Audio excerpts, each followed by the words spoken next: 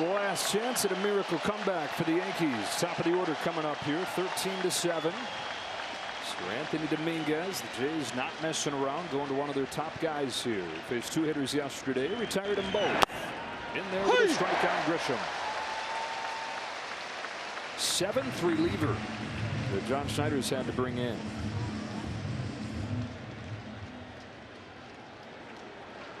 Of course, the off day tomorrow for those guys to get some rest. Grisham hooks this one foul, and it's 0-2.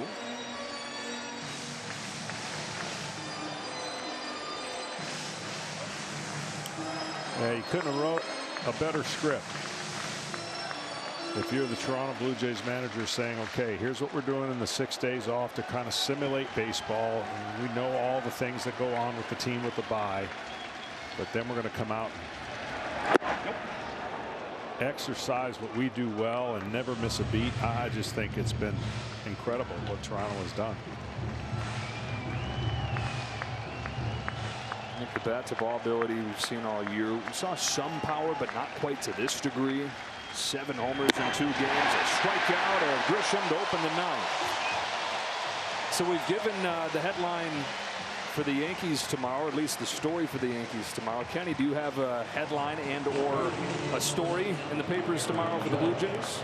Well, my headline would be, first, the combined score, 23-8 of the 2 games as of right now. And then I would say, how do you like this exchange rate? Nice. Now the story would be, oh, I don't know, Savage and Guerrero and Varsho and Clement and on and on and on. And what is so remarkable to me about the Blue Jays, guys, is that if you go back to the start of spring training, you could not see this coming.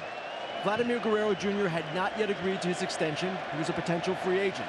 Bo Bichette's still a potential free agent. The front office was under fire. The team as a whole could not have been expected to do this. Springer had a horrible spring. And yet it's one of those years where it has all come together, where the role players have emerged, the stars have played like stars, and here they are, 1 win away, potentially, from the American League Championship Series. And even 2 months into the season, Kenny, after they got clear of spring training, they were still not good. They're below 500, way out of first place. But as you said, it all come together. They've gone to another level here so far. How about this for a headline, given what Kenny said? Savage, and then in parentheses an S. Yeah. Well, that's what Aaron Boone called his offense at one point. That's right. Nope. Judge takes the walk. Aboard for the 4th time today. 2 walks, 2 singles.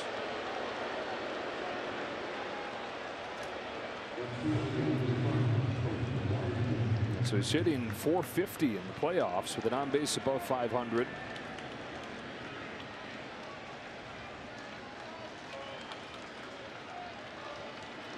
One on base runner. Here's Bellinger. Knocked in 3 over the last 2 innings.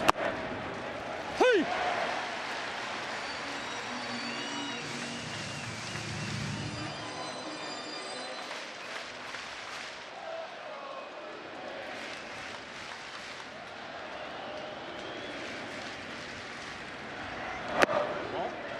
It's all Yankees in the first half when you're looking in the division and the race, and you see that it comes down to a tie. 94 wins, 94 wins.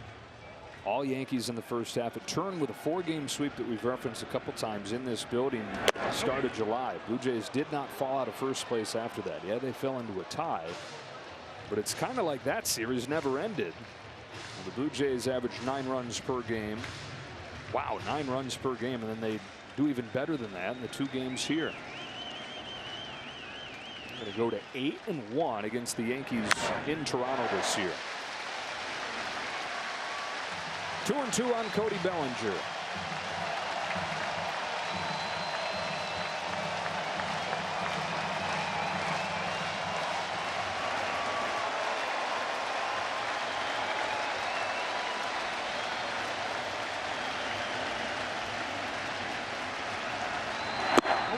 Little low.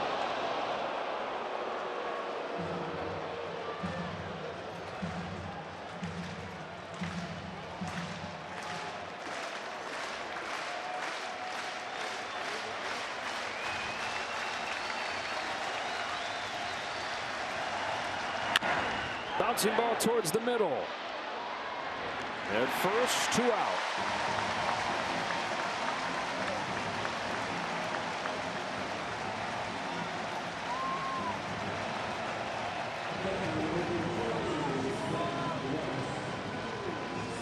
And it's Ben Rice who's gotten his first 2 hits of this series, his last 2 times up. As good as the Jays have been against the Yankees in their own building, the Yankees have been pretty darn good against the Jays back in the Bronx. 4-2 at home this year against Toronto.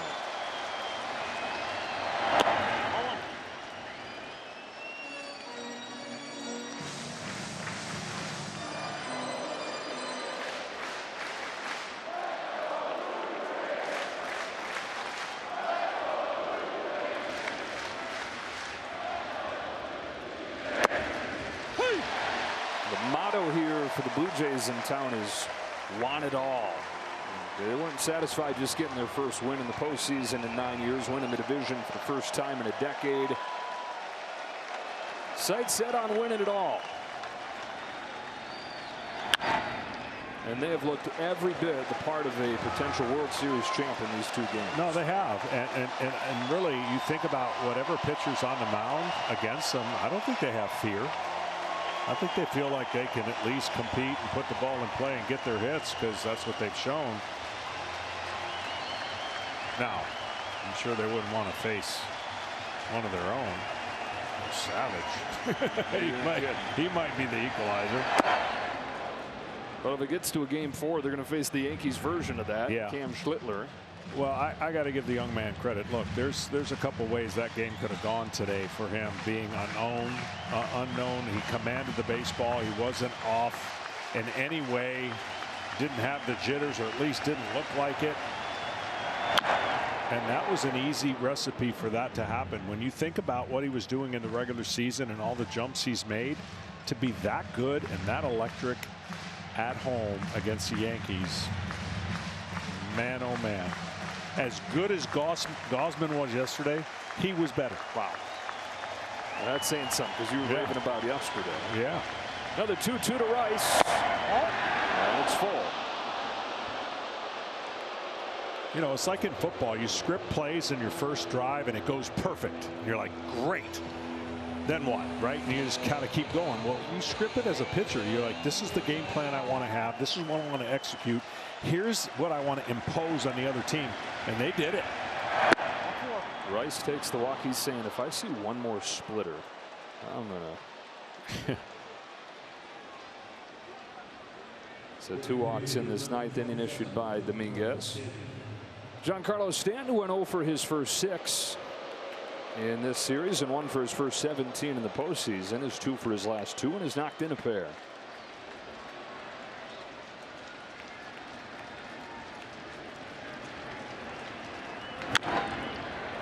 Aaron Boone is saying before the game, just when you think with Stanton that he's got no shot, that he's not close, that's when he'll get you.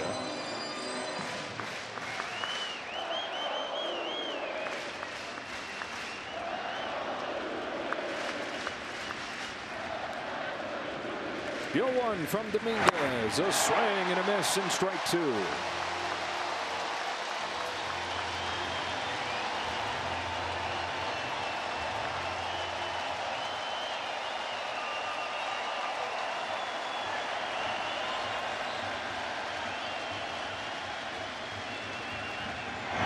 Lopsided. The Toronto Blue Jays are a win away from the championship series. Trey, 5 1/3 innings, no hits, 11 strikeouts. When did you know today would be a special day? I don't know. I mean, when I was out there, I could feel the energy of the crowd, and I just knew something was going to happen. I didn't know it was going to be all that. You said yesterday that you were built for this. Now, I know you pitched some big games at East Carolina, but nothing like on this stage. Why did you say that? Why did you feel that way? I don't know. I pitched with my back against the wall, with a division title on the line. I mean, I'm not built for this. We're built for this. Your parents are here today. A lot of family is here today. What does it mean for you to do this in front of them? It's special. They're my biggest fans.